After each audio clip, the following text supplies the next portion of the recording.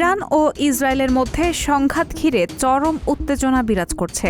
এই পরিস্থিতিতে একটি আঞ্চলিক যুদ্ধ শুরুর আশঙ্কাও করছেন বিশ্লেষকরা। সামরিক শক্তির দিক থেকে ইরান ও ইসরায়েলের মধ্যে এগিয়ে কোন দেশ? বিস্তারিত থাকছে সবার কথার ডেস্ক রিপোর্টে।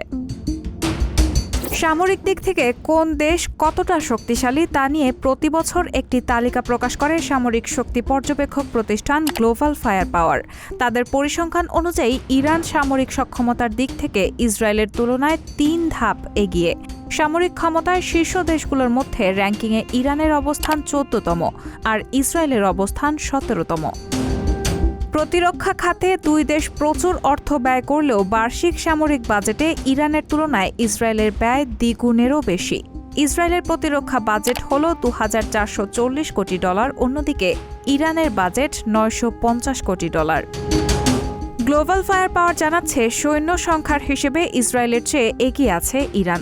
ইরানের নিয়মিত সেনা আছে ১১,৮০,০০০, যেখানে ইসরায়েলের সৈন্য ৬,৭০,০০০। এর মধ্যে ইরানের রিজার্ভ সৈন্য সংখ্যা ৩.৫ লাখ আর ইসরায়েলের ৪,৬৫,০০০।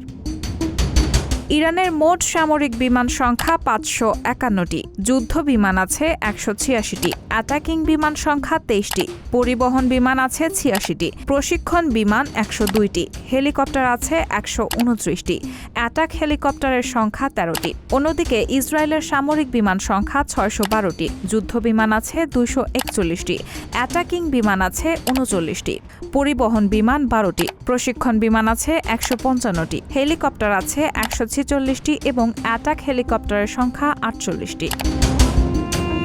গ্লোবাল ফায়ার পাওয়ারের তথ্য অনুযায়ী ট্যাঙ্ক ও সাজোয়াজানের দিক থেকে ইসরায়েলের চাইতে এগিয়ে আছে ইরান। ইরানের ট্যাঙ্ক আছে ১৯৯৬টি আর ইসরায়েলের আছে ১৩৭০টি।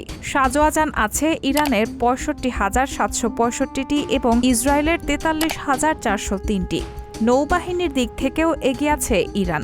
ইরানের ১০১টি যুদ্ধজাহাজ রয়েছে, যেখানে ইসরায়েলের রয়েছে ৬৭টি। ইরানের ৭টি ফ্রিগেট এবং ২১টি টহল জাহাজ রয়েছে আর ইসরায়েলের টহল জাহাজ আছে ৪৫টি, তবে কোনো ফ্রিগেট নেই।